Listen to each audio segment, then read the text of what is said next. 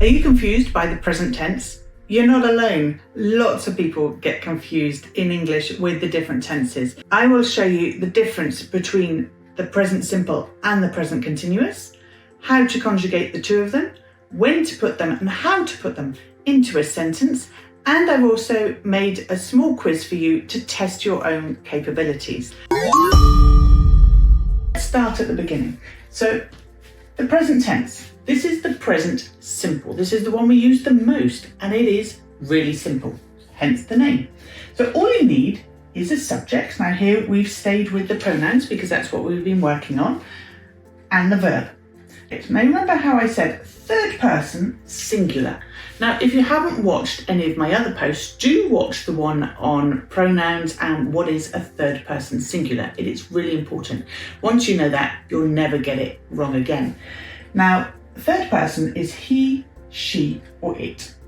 And all we do is add an S. Now you'll see this repeating time and time again through the different tenses. But a third person singular, so remember singular, if there's only one person and it's not yourself, then it's a third person and we add an S. Everybody else, we don't do anything. The verb stays as the infinitive verb. It doesn't move, doesn't change, the sound doesn't change. All you have to do is pop your verb in. So I've done these two sentences. He eats a cake. You eat a scone. I'll say them again. He eats a cake. You eat a scone. Do you hear the difference? Do you hear that I actually pronounce that S? It's really, really important. And a lot of beginners don't pronounce the S, and that's what makes you sound like a foreigner. So remember, if you're using she, he, or it, put an S on and say that S. It's super important. Eats, eat. Eats, eat. Do you hear the difference? Okay, one more time in a sentence. He eats a cake. You eat a scone. Okay, let's. Okay, so when do we use present tense? We use it for these things: permanent events, facts, routines, and schedules. So I've given you some examples so that you know what these are. A permanent event might be, we are French. They live in Italy.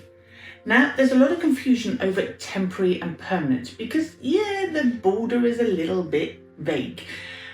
What permanent means is it's a permanent situation for the time being. Now, time being could be 20 years. Time being could be a year. It's something that's fixed in your life. You don't have the intention of changing it. That's what makes it permanent. Temporary is something, I live in France, but next year I'm going to live in Italy. Then it would be a temporary situation, and that's where it gets a little bit vague. And then you will never get it wrong. So we are French. Yeah, we're French. We're French at the moment. We might become British if we apply for citizenship, but we're French. We live in Italy. We live in Italy. We don't have any intention of moving anywhere else, so it's a permanent event. Fact: the sun is hot. A compass points north. Now these are things that never ever change. A fact is something that's always going to stay like it. Routines: I go to bed at 10 p.m. She goes to work at 7 a.m.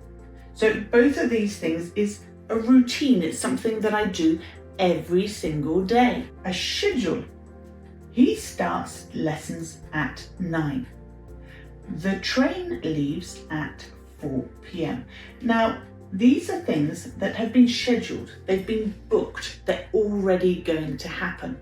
So these, I'll repeat them again: permanent, facts, routines, and schedule. If what you're going to say fits in to those 4 things, then you can use the present simple. Now, do look at this. There's the S here, here, here, here.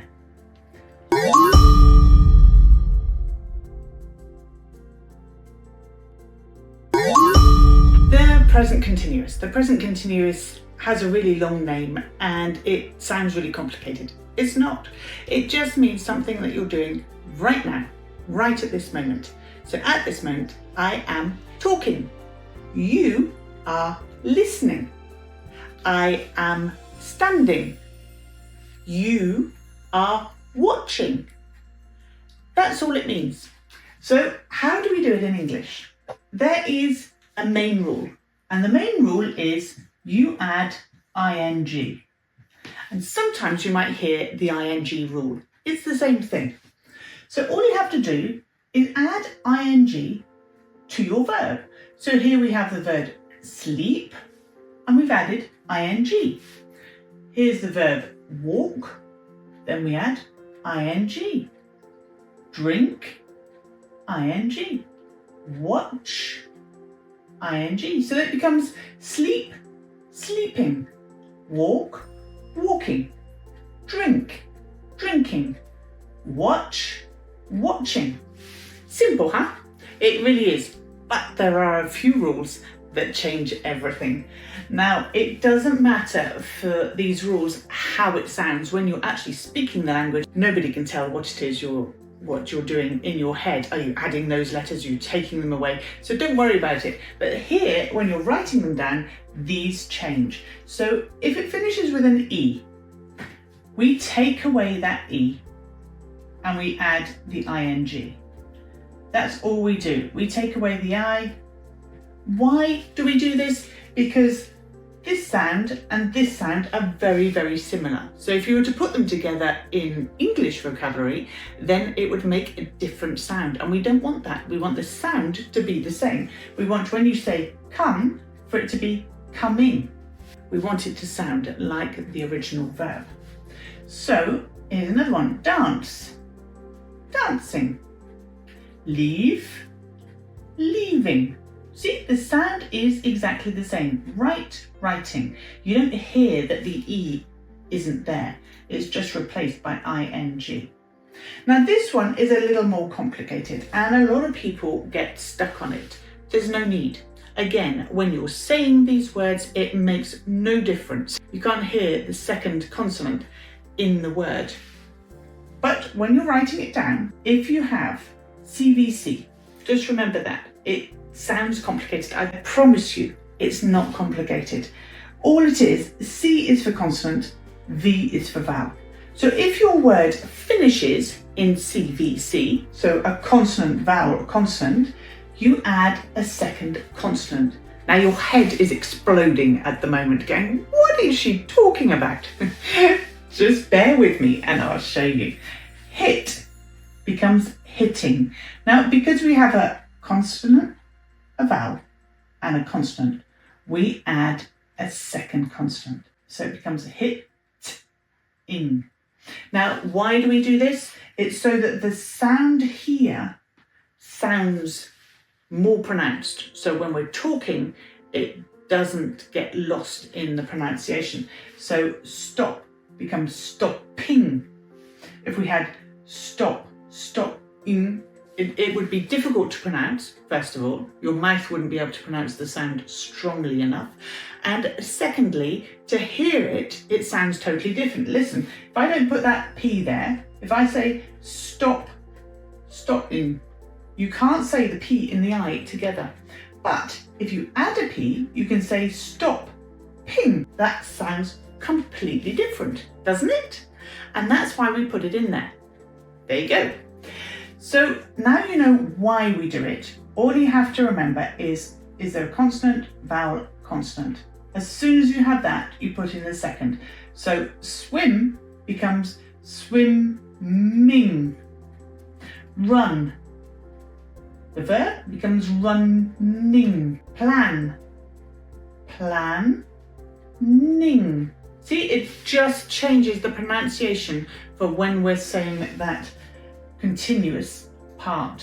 It makes it easier. And you will realise, if you don't, you probably say this without even realising there's a second consonant in it.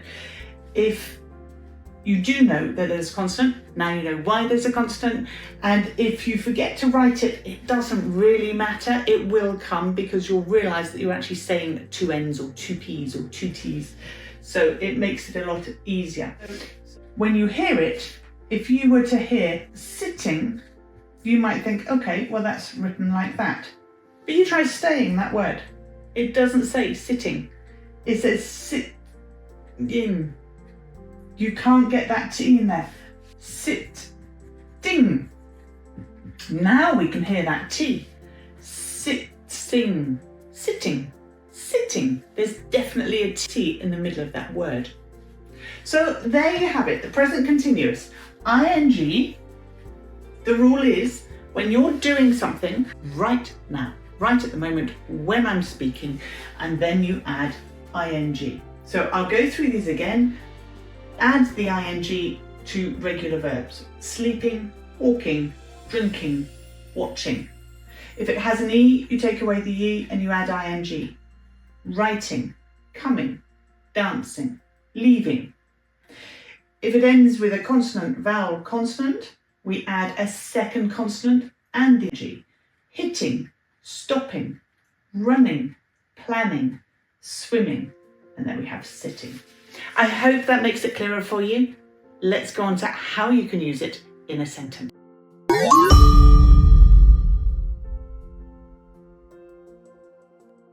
Now, if you're enjoying these videos, please do subscribe and like. That way you don't miss out on anything. The idea of this English channel is that you have bite-sized English lessons, that they're easy, they're simple, and hopefully enjoyable to watch. It's not too onerous to get into English. This way, you'll advance a lot more naturally and quicker than you ever would with a textbook. So do subscribe, click the little button for the notifications, and that way you'll always be up to date with what I'm putting out there. Now, let's get back to it. Now you know how to conjugate, let's put them into a sentence. So, I've put up here 4 routine verbs. We've got getting up in the morning, out of bed, have a bath, read a book, and go to work. So how do I say that I'm doing those things? Here, I am getting up. He is having a bath. We are reading a book. She is going to work. Now, all I've done is I've added a subject. Now, in this case, I've just used pronouns to keep it simple for you. But like I've said, you can use the name of somebody, you can use the item itself. So here I've used a pronoun as the subject. Then be. The verb be. So here is, are, is, am. Then we use the verb. Now the verb here is go, read, have, and get. Then we add the ing to these verbs. So here we have exactly the same ending on all the verbs. Then of course you have the rest of the sentence. It might be she is going to work on the bus, or he is having a bath this afternoon.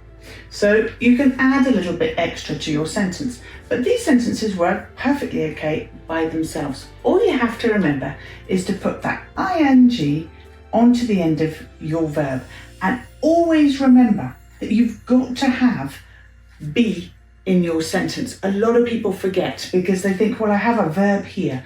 No, it's a 2-verb sentence. So 2 verbs, do remember that present continuous has to have be in it. It has to be there. Okay, so the be is conjugated, then your verb just has ing on it. Now, when you're saying these sentences out loud, you can't see how they're conjugated. That doesn't really matter, but it does matter that you pronounce these. So getting, having, reading, going. See, it all ends in the same way. I hope that makes it simpler for putting it into a sentence, and now you can do it yourself. Now you've done those 2 tenses, the present simple and the present continuous, a lot of you are probably confused. Quite normal, and it is quite normal, I can assure you, at the beginning when you have all these tenses. You don't know which one to use when and how, and don't worry, it will come together. You will do it progressively, As you put sentences together, you will make mistakes. It doesn't matter. And that's what I'm here for. I'm here to show you how to do it simply. Keep coming back to the lessons, keep looking at them and thinking, how did I do that again? How did I make that sentence work? It's how we all learn a second language. Don't worry about it. When you learnt your native language, you made mistakes too. You were just so small that you didn't really care that you were making mistakes. Don't care now that you're making mistakes. Just go for it. Just start talking. Present simple. I work, he works, she works, it works, they work, we work, you work. Then the present continuous. I am working, he is working, she is working, it is working, they are working, we are working, you are working. So on this side, we have the subject and the verb. Now the subject for the moment is the pronoun and the verb is the verb work, to work. The only difference is these three. Now, as I've said in the past, if you haven't seen the video, do go and have a look at the video, third person singular. Third person are these three, he, she and it, and we conjugate with an S. And we say that S, it's super, super important. I work, he works. Now on this side, we have the subject, then the verb be, then our verb, plus our ing. So the subject, again, I've only used pronouns to keep it super simple for you. The verb be, which is conjugated, so you are, it is, I am, that's conjugated. Then your verb, which stays as the infinitive, and then you add your ing. Now, add your ing, or you add your second consonant and your ing, or you take off the E and add your ing. You know what the rules are, but I just used a simple one so that you can see the difference between these two. Now, when do you use present simple? You use it when you're talking about your life, when you're talking about today. Present continuous is now, at the moment, at right now, in this moment in time. I hope that helps. I've gone through it as simply as I can. Do ask me questions if you have any. Write them in the comments, and I do try and answer my questions fairly rapidly so that you get your answers. It is a complicated subject, but I know you've got this. So keep going, trust in yourself. Now I've put together a small quiz for the end of this chapter. You've done the present simple and the present continuous. Now let's test you and see how good you really are. So stay on for the next bit, see me through to the end, and you will see that you actually know probably more than you think you do. It's just a 6-question quiz to see whether you can differentiate between the present simple and the present continuous. I'll see you there. Okay, let's test your knowledge on present tenses in English. Question 1. What are you doing right now? I am watching this English lesson. Question 2. Where does she live? She lives in Paris. Question 3. What do you usually do on weekends? I go for a walk. Question 4. Do they drink coffee in the morning? Yes, they drink coffee every day. Question 5. Where is he staying at the moment? He is staying with a friend. Question 6. Are you having breakfast now? No, I am having lunch.